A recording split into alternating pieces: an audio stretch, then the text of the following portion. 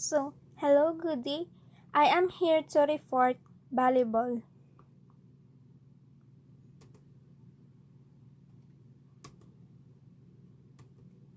Volleyball. What is volleyball? Volleyball gameplay by two teams, usually of 6 players, on a side, in which the players are used hand to bat a ball back and forth over a high net, trying to make the ball touch the court within the opponent's playing area before it can be returned. To prevent this, a player on the opposing team bat the ball up and toward a teammate before it touched the court surface. The teammates may then volley it back across the net or bat it to a third teammate who volley it across the net. A team is allowed only 3 touches of the ball before it must be returned over the net. History of volleyball. According to volleyball was invented in 1895 by William G. Morgan, physical director of the Young Men Christian Association, or YMCA for short, in Holyoke, Massachusetts. It was designed as an indoor sport for a businessman who found the new game of basketball too vigorous. Morgan called the sport mintonette until a professor from Springfield College in Massachusetts noted the volleying nature of the play and proposed the name of volleyball. The original rules, when written by Morgan and printed in the first edition of the official handbook of the athletic league of the Young Men Christian Association of North America in 1897. The game soon proved that to have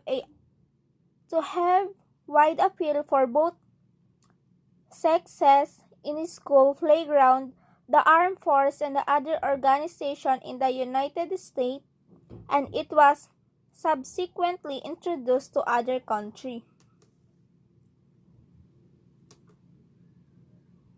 Rules and regulation. First, the game is started by service.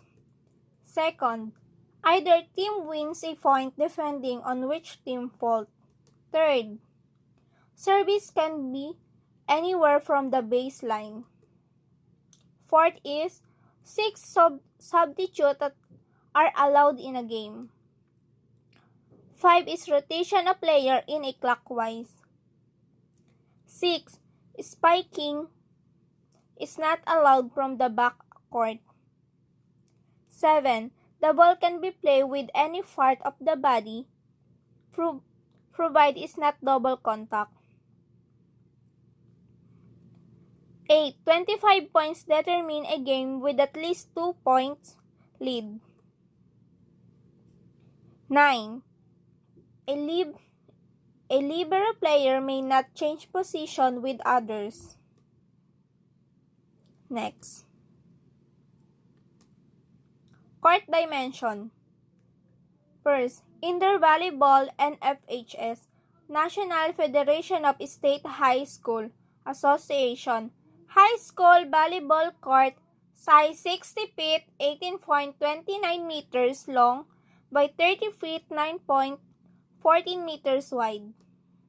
Second, Indoor Volleyball by NCAA, FIVB, and USAV, US Volleyball. Official dimension for indoor volleyball court, 59 feet by 18 meters long by 29.5 feet, 9 meters wide.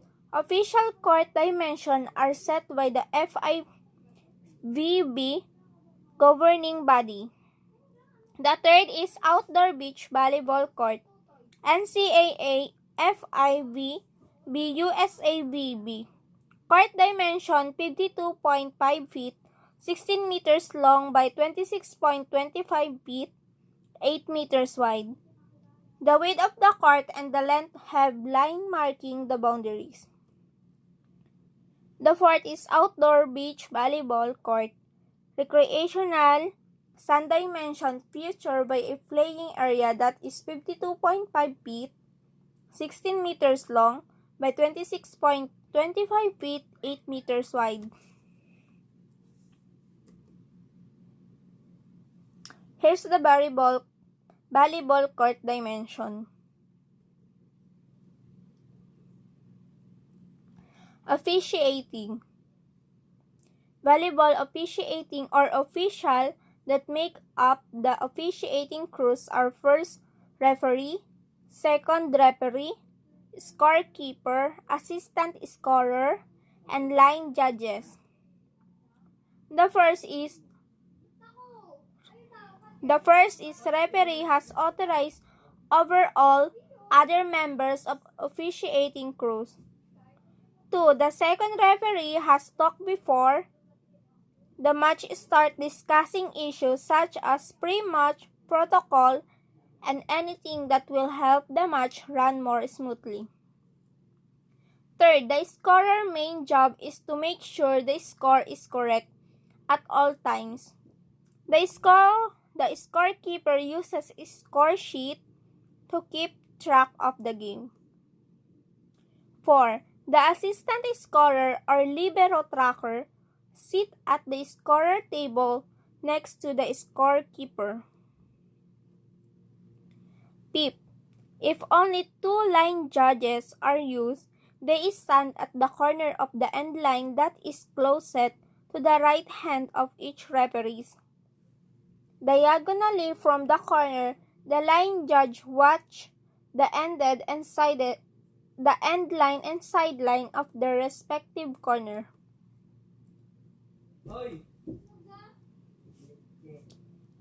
Game of volleyball. First, observe the psychomotor coordination required to successfully execute a jump serve in volleyball.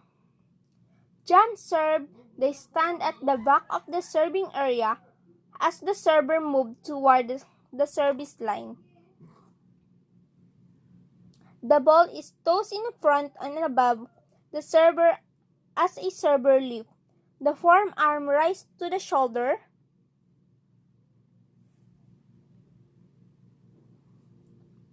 Rise to the shoulder high, and the striking hand is drawn back at the peak of the jump.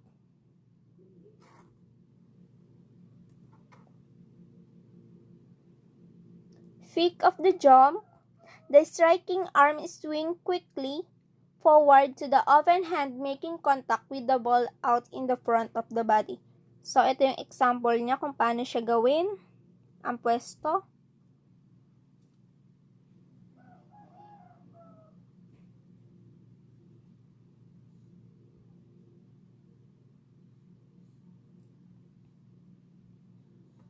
Next.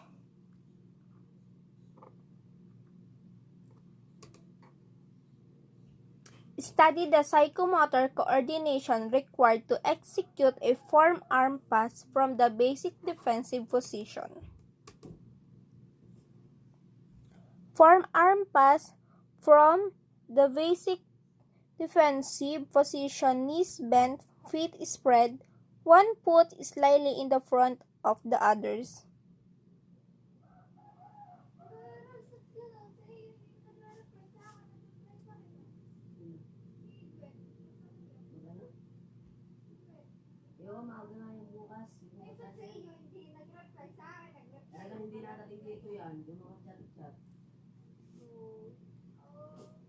So next,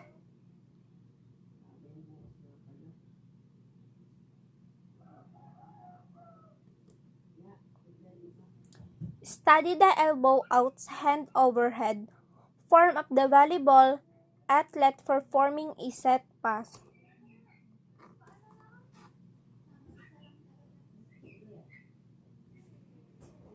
Front seat, the seat is essentially a refined overhand pass with elbows out of the hand should be raised to a position above the head. palm should be out of the finger spread and thumbs down. The arm should extend to meet the ball with the pads of the finger. The ball is direct upward and toward a spot where the hitter can make an aggressive play on it. So, observe a volleyball defender jumping with the both hands extended to block a FRESAN attacker volley. Block position. Block position about the arm length from the net and ready to jump.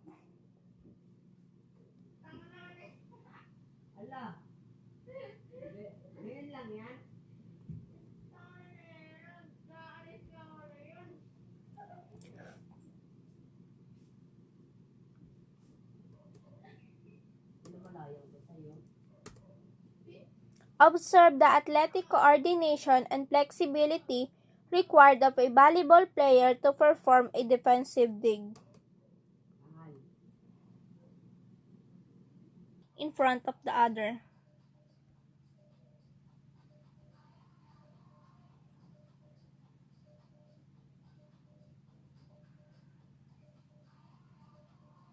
That's all. Thank you po.